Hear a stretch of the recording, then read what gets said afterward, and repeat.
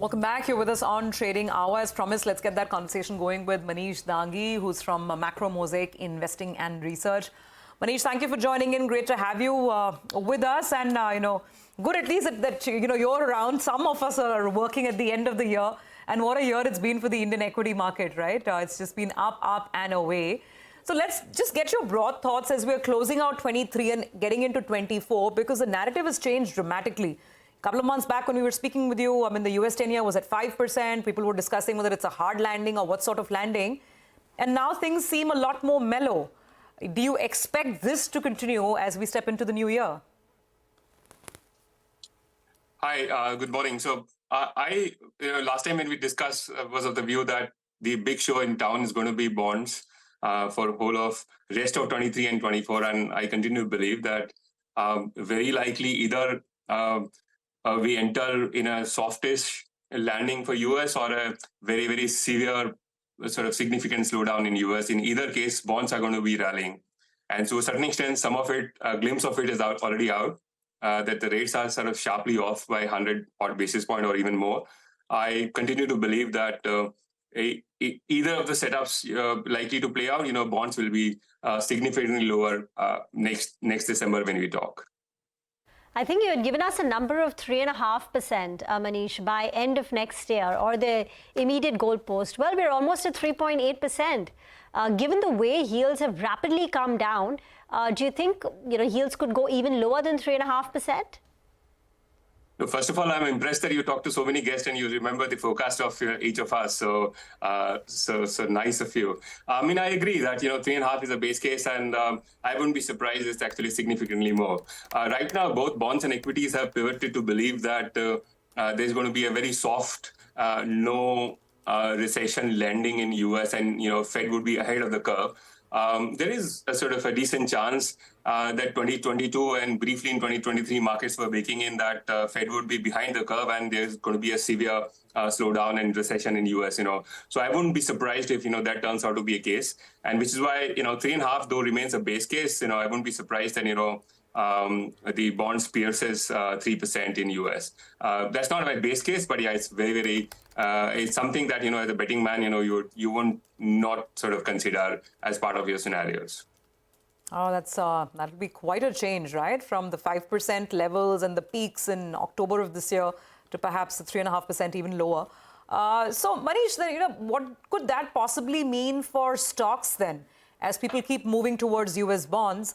Whether it's stocks in the US or even stocks back home here in India, they've had a absolutely golden run this year. How would you position the portfolio and just allocating money? What would the thought process be as we look at the next year? So from a stock standpoint or even bonds, they've all, as I said, have actually moved to the other extreme of believing in this benign landing.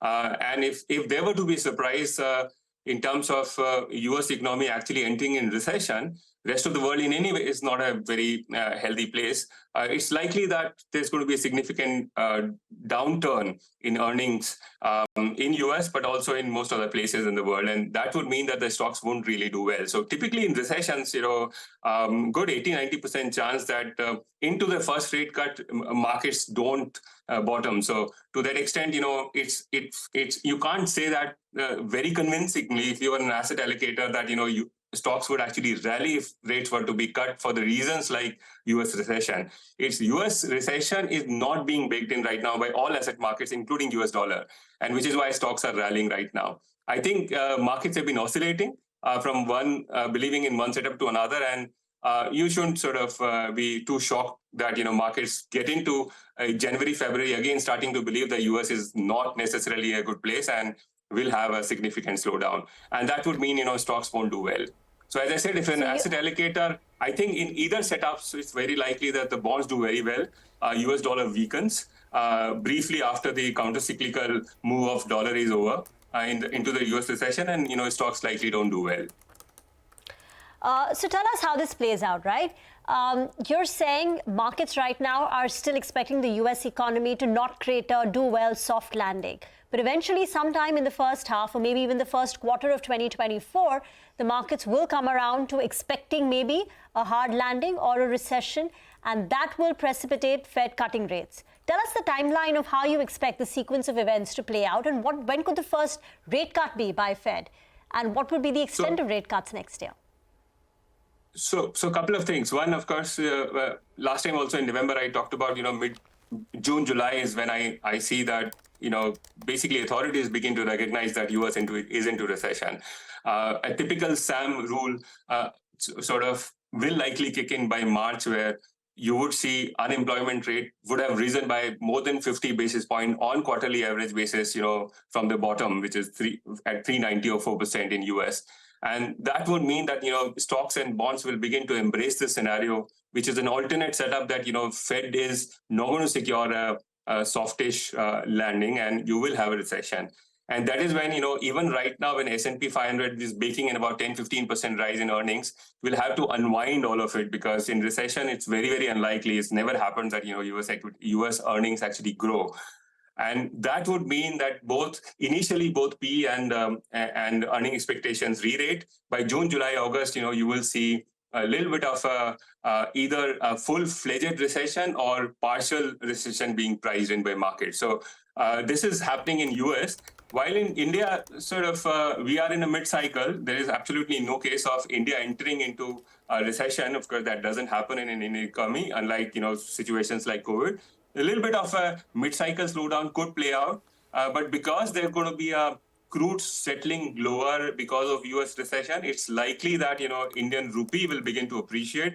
Bonds will rally a little bit, but RBI would be circumspect in actually cutting rates significantly. So in that setup, there is no big game in India. From a macro playbook point of view, there is going to be a significant rally in US bonds and about 675, 690 on India bonds by June, July, August.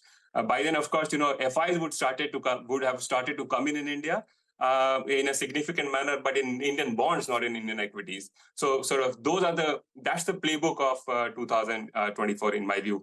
Rallying bonds in India, economy not doing too badly.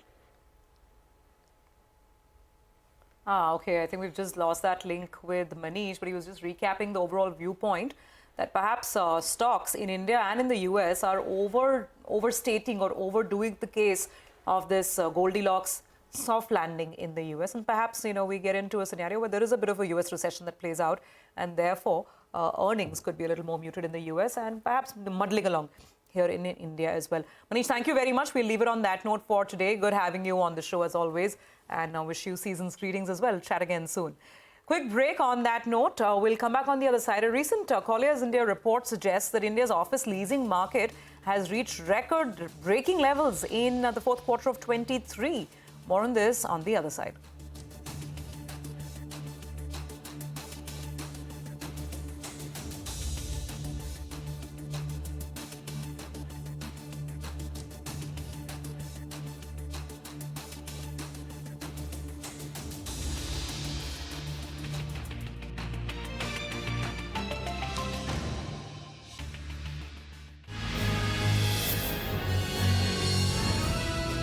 CNBC-TV18.